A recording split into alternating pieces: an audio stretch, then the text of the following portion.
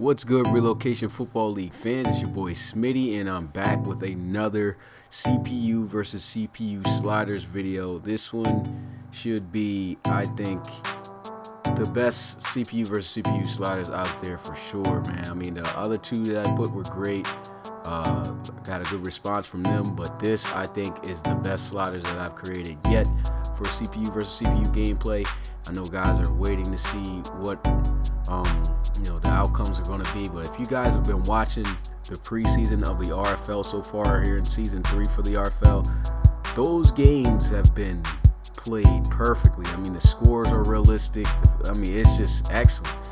And so I feel like these may just be the perfect sliders so far. I mean, I haven't seen any games that just wild out. You're going to get some crazy plays from here on out, from here and there, I mean, but from what I've seen, these sliders look like they're the real deal. Don't worry about the main screen. I have my main screen, well, not main settings, because I think I have my main settings at default, so don't worry about that.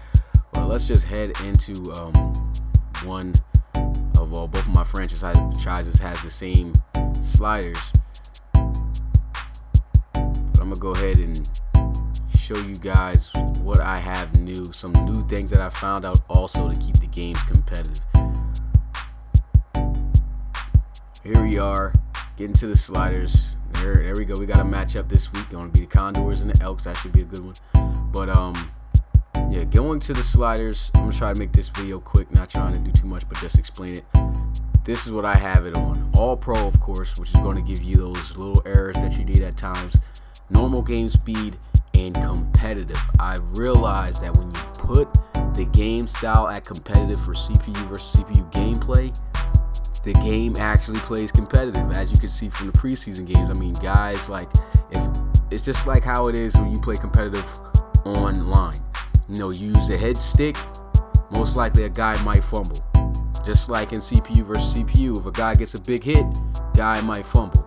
You know, things like that. Like, it just makes how you would play in real life and plays that you would make kind of available to the CPU AI. So I mean, and it makes the game ultra competitive, but there's also going to be another aspect that makes the game really competitive and realistic scoring as well. Nothing too high and things like that we've seen from those past sliders that I've had, which I had a little bit of a problem with, but I think I figured out how to fix it.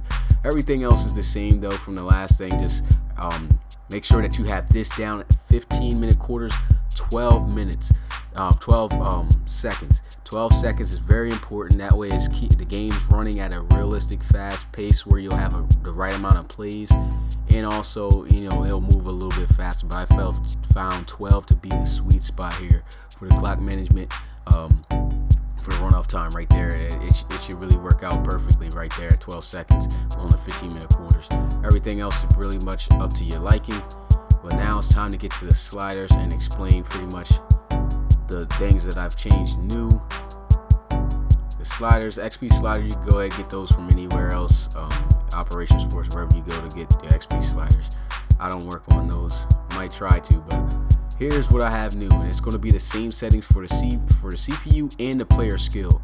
So I got the quarterback accuracy at 18. I went back to doing that because 18 I feel is the sweet spot for pass accuracy right there, to balance out the good accurate quarterbacks from the non-accurate quarterbacks. So good quarterbacks, you're going to see them make more passes more likely than average or bad quarterbacks who may not can make those throws. And with that accuracy, you got to have a pretty good accuracy rating in order to make big time throws, and we've seen a lot of that in the preseason games. I mean, it works perfectly.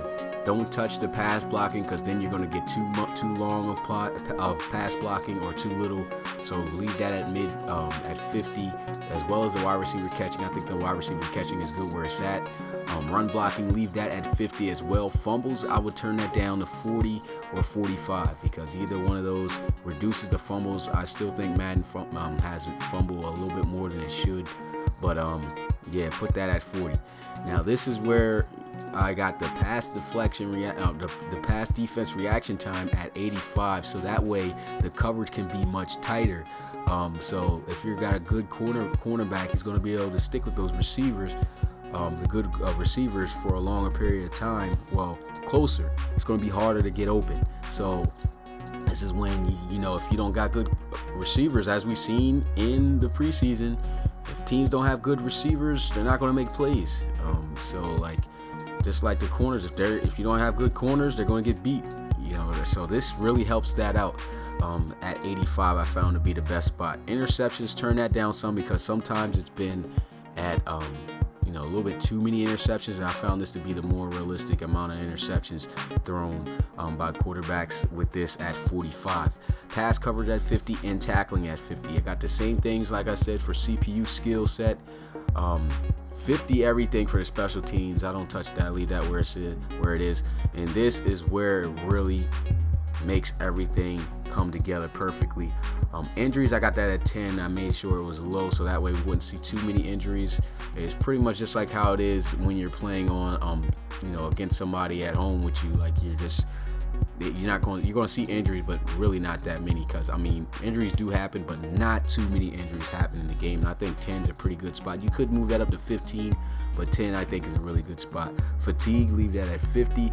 But this right here is where I found out the game plays at its best at 100 speed threshold. You put that at 100, you're going to see where guys really got to fight in order to, you know, get those big plays. If you got a speed guy and he's on a corner, he's pretty fast, but he's, you know, not as fast. He's still going to be able to burn him. So just because it's at 100 doesn't mean you're never going to catch a deep ball. We've seen deep balls already caught, but you're not going to see that many successful or that many open like we've seen on the other thresholds from the other sliders. But this at 100 is perfect. This is what keeps the games competitive. This is what keeps the coverage tighter, and this is what keeps big runs from not just breaking off every time like before on the sliders, where you'll just see like probably 2 to 3 runs broken off for like 60 plus yards. So putting that at 100 is, I think, the most key new change that I've made to these sliders. But put it at 100, and I'm telling you, you copy these sliders, you're going to get some real deal gameplay out of the CPU. The way I got the sliders here for the penalties, I wouldn't mind these, because even though I have these penalties where they're at, I still feel like these penalties don't work. So don't mind these penalties. Find some penalties online. If you want to copy these, I mean, you can always go back and just look at these, but I'm going to go ahead and try to work on these as well. But yeah, that's going to do it, you guys. Just wanted to hurry up, get you guys a video of the new sliders that I've had. You guys seen the preseason games. They are playing perfectly, competitively. And like I said, switching, the most key things that I've had made changes to with these sliders was changing the game mode to competitive and putting the minimum player speed threshold at 100. I mean, those two together is really what makes this slider the real deal set here, I think, that I have. I might keep these all season, to be honest, the way that these games have been playing out. Just had an update I've seen on Madden, so who knows how that'll play out. We'll see, but I'm pretty sure that these are still going to be very solid from what we've seen in the preseason. So that's going to do it, you guys. Appreciate you guys coming through. It's your boy Smitty, RFL commissioner and play-by-play commentator, and I will see you guys in the live stream next time. Trying to aim for Saturday, so be ready for that. Peace.